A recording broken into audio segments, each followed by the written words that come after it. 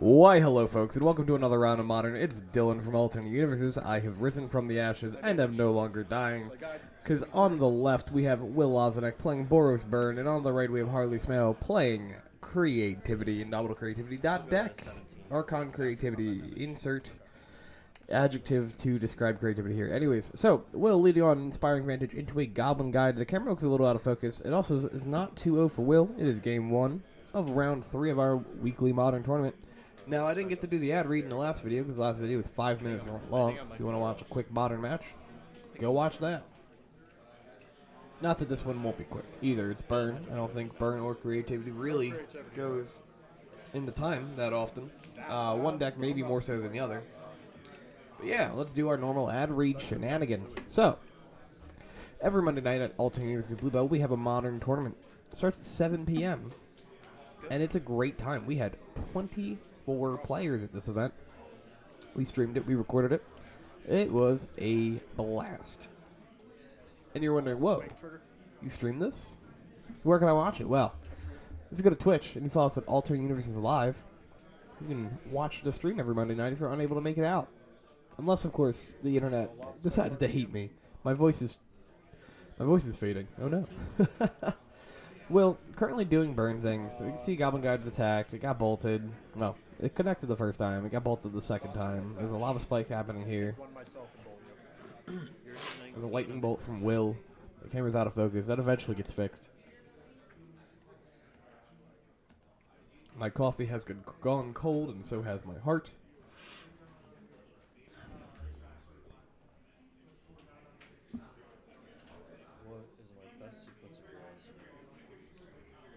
All right. Both of these players were 2-0 here. They are playing for first place in the tournament. $40 in store credit is on the line.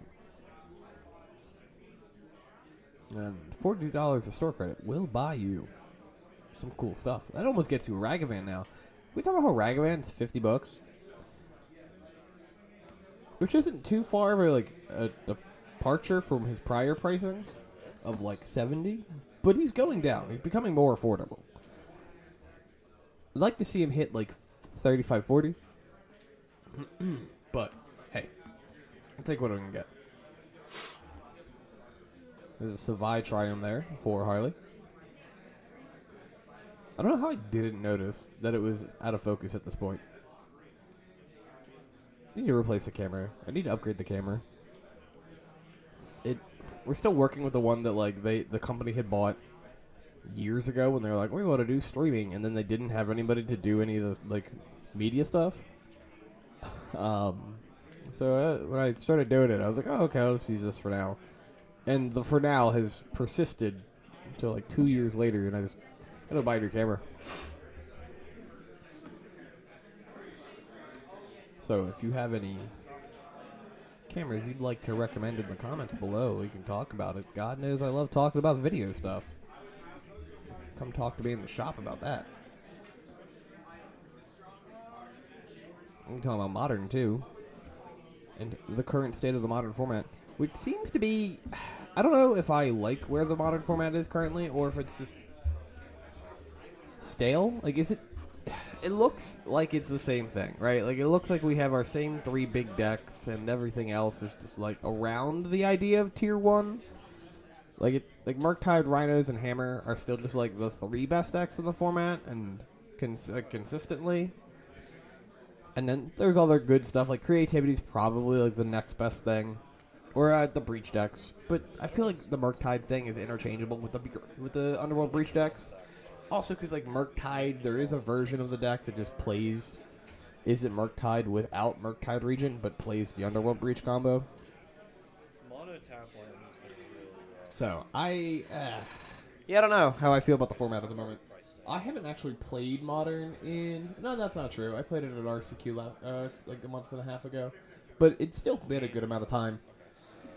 And at that RCQ, I played 4-color Elementals. Just because I love that deck with a freaking passion. And I was like, I'm going to play this. And it was fine. I almost top-aided. But almost doesn't cut it. As many of my friends who are better at me in Magic have told me. In a lovingly patronizing way.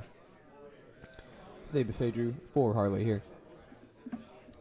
Still in game 1. We got 19 life points to 10 life points. 3 mana. Going to Prismari Command here. Modes are going to be create a treasure token and then loot the treasure token. Making sense here, right? Like, you don't want to creativity target a creature when your opponent has land, or when your burn opponent has cards in hand and mana open. Because if they have the removal spells for the creatures, you're just kind of boned. But to my knowledge, there's no way for burn to interact with an artifact. There is, well, I guess there's like what, Smash to Smithereens? There's something that does destroy an artifact, but that might be a sideboard tech, if anything. So, main board, definitely safer to go for the pop a treasure play. I imagine that's what we're going to see Harley do. Because once you get an Archonic Cruelty on the board, you should be fine. Harley fetching, going down to 9 here. I don't know if there's many things in the burn list that beats a Resolved Archon. And if there is, it's like a combination of those things, right? Like, you're not... Like, if you have 3 Skullcrack, you're going to get there. But if you have... Or if, like, you have a Skullcrack for when the Archon comes into play and then you untap and go Bolt Bolt, like, that works too. But you can't just, like, rest on the laurels of a singular Skullcrack and then hope you draw, like... Boros Charm, insert thing here. Because if they untap with the Archon and they get to attack and resolve the trigger, they are getting life. You're also going to take 9 points of damage like that. Archon will do the Archon thing. Speaking of Skullcrack, I had looked away dramatically to look into my kitchen. This is my office connected to my kitchen. Alright, I'm going to draw for turn.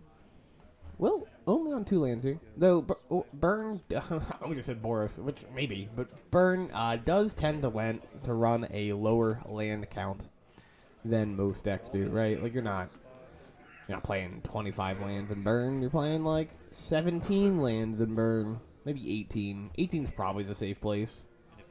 Most of your CMCs that you want to resolve 2 mana spells. Wow. Or 2 mana spells or 2 copies of a 1 mana spell. So, yeah, probably 18. Because I think that's what the Delver math worked out to be. But Delver also has card selection, so who knows. Understanding mana bases will always... Oh, there's the Archon attack. Let's see. Does he have another Skullcrack? He does. Holy shit. Alright, Skullcrack. Harley gonna go down to 3 here. Will going to take 9 points of damage, but will not have to worry about Harley gaining life. Yeah, understanding mana bases and, like, how to build a mana base is the weakest part of me for Magic deck building. I defer to people who are much better than I. I know there's, like, an algorithm, basically, to do it. It doesn't make sense to me. I just want to be able to cast my spells. Oh, yeah.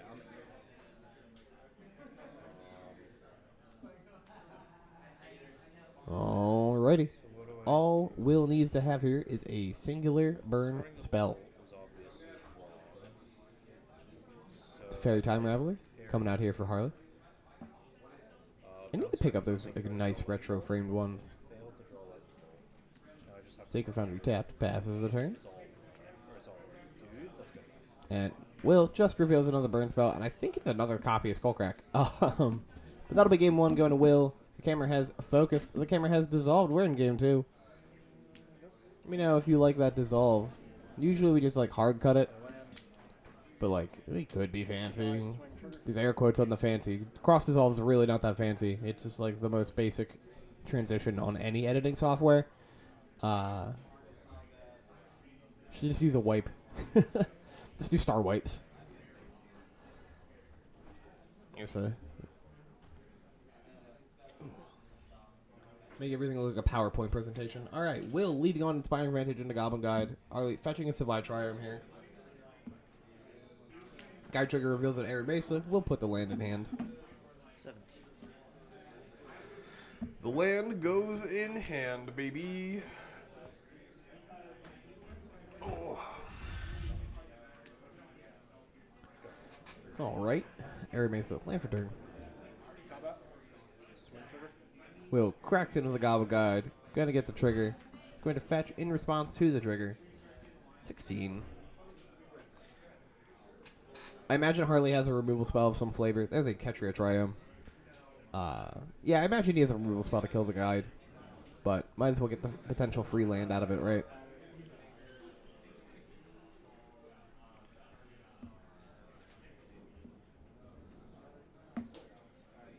And, oh, get the Wooded Foothills. Alright, cool. Alright, we're going to Leyline Binding, then get Lava Spiked, going down to 13 here. I did see Fable of the Mirrorbreaker in Heartless Hand, or the checklist card that he uses as Fables of the Mirrorbreaker.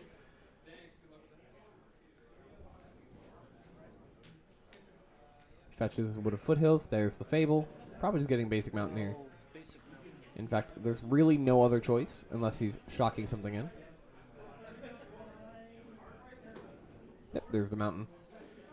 Creativity, because of the way that Dwarven Mind reads, you basically only play mountains. There have been builds in the past that like specs like one island in the deck.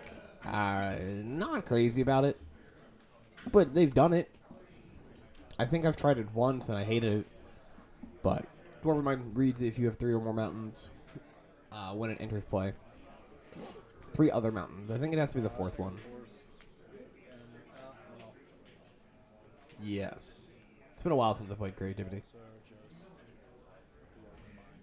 Cool. Chapter 1's going to make a Goblin Shaman.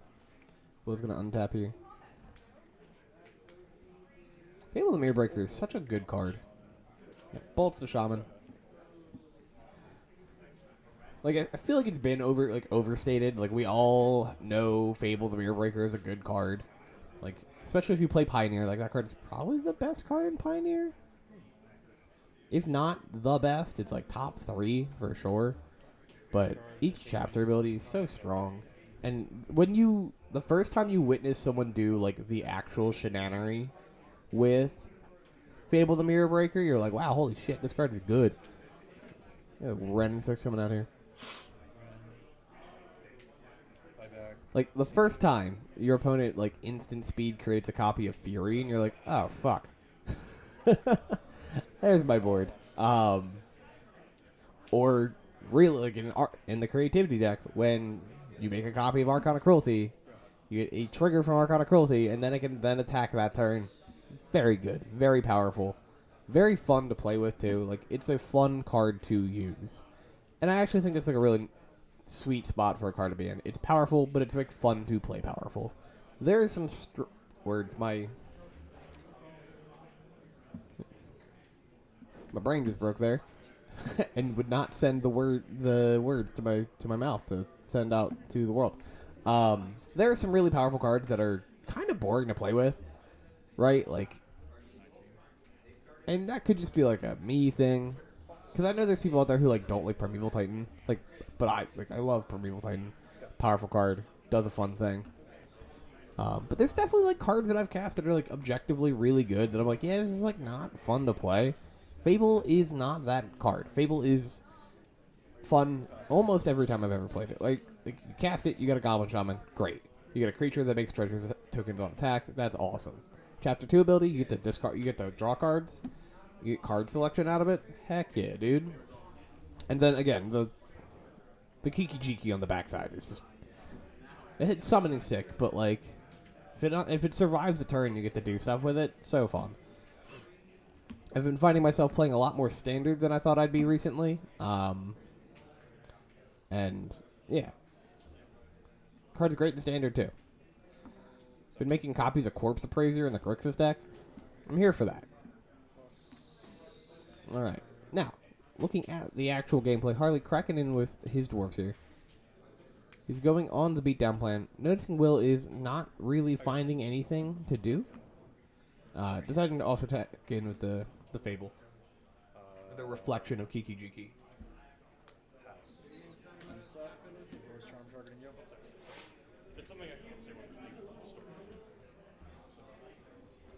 There was an interesting discussion that Harley was like having while playing Will in this game about whether or not he should have been down-ticking Ren to ping him instead of plussing on lands here to like accelerate the clock. Though I guess part of the argument, right, is if you get Ren to ult, if your plan is to beat down with like the tokens in the Fable. I feel like there's an argument for just like embleming Ren to get the lightning bolt out of the yard that we know about, and being able to just like retrace it a bunch of times. Granted, Harley might not have a lot of lands in hand. He might not have a lot of hands. He might only have 2.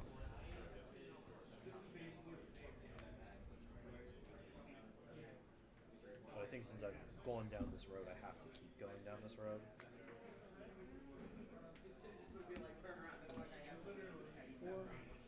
Take 4. The spell pierce on that Boros Charm is huge. That's the plus pick up, play Scalding Tarn. Pass. Lightning Helix targeting you. Lightning Helix. I think again going to get spell pierced. I think that's a spell pierce in hand. Just have the spell Yep, getting pierced. top 8 over here. Ooh. Land.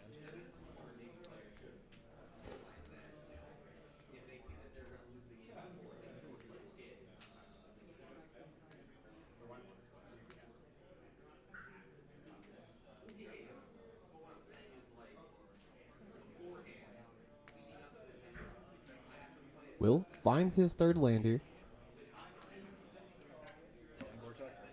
Into 2 mana, play Roiling Vortex, or attempt to play Roiling Vortex. Harley, I think, checking his life total. Going to fetch down to 6 here. Let me tell you, Roiling Vortex, one of my least favorite cards to have on camera. Because it's like a continuously, like, you ping each opponent in the or each player in their upkeep. So not only do the players have to like pay attention to it, I have to pay attention to it.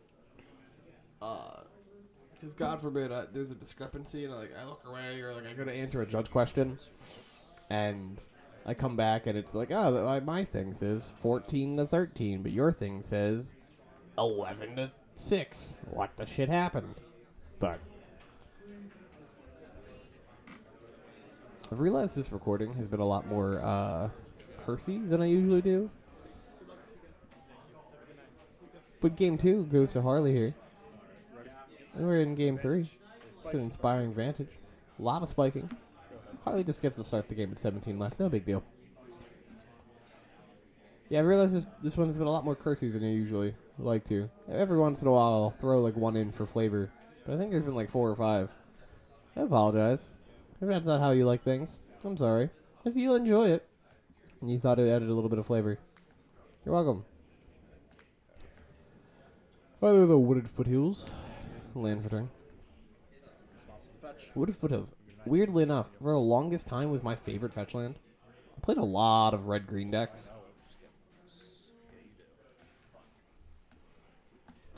It might also just be because that was my first playset of a fetch that I've owned, was 4 copies of Wooded Foothills. When I built Dredge, I had bought those first because they were pretty cheap. Alright, will Boros Charming Harley.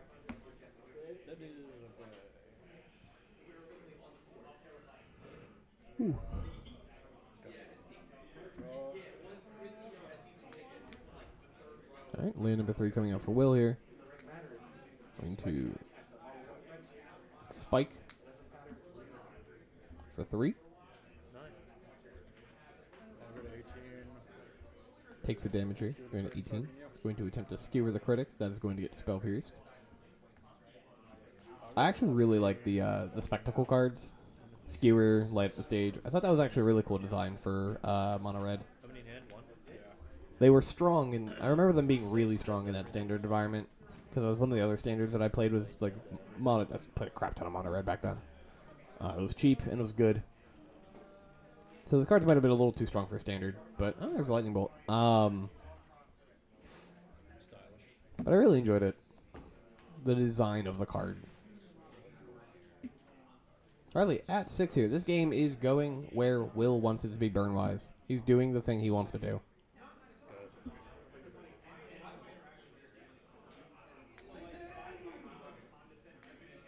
Vortex. All right, Roiling Vortex.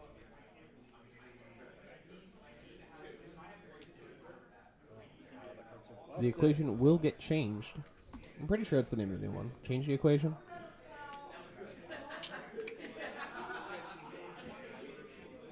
Change the equation. Because there's solve the equation. I was doing like a bandit standard. Yeah. Counter target spell with mana value 2 or less. Counter target red or green spell with mana value 6 or less. Quite a good card.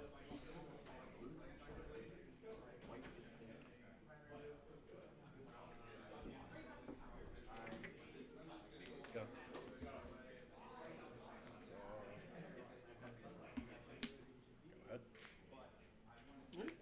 Just gonna pass the turn. Will has 2 copies of Sunbaked Canyon, so he will be able to get 2 redraws if he wants to. I guess that sucks.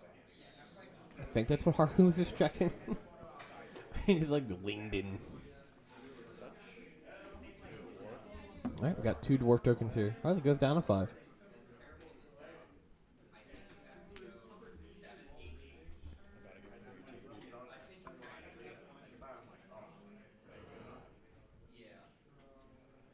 don't think waiting really benefits me, and I think I've already kind of played to this sort of a line. So if you have like crack, Going to cast Indomitable Creativity. Will going to cast a Hallowed Moonlight here, which you don't know. If you don't know what Hallowed Moonlight does, first off, it draws Will a card. But then if your creature would enter play from anywhere that wasn't from like being cast, it gets exiled instead. I think that was me butchering what the effect does. But what it reads is those Archons or Cruelties are not going to hit play. They're going to get exiled. Very good card. It's a 1 and a white instant. Alright, we're going to play 3 creatures here. Attack in for 4 points of damage, putting Harley to 1. That's like kind of funny that Will got to redraw 3 cards, and they were all non-creature spells.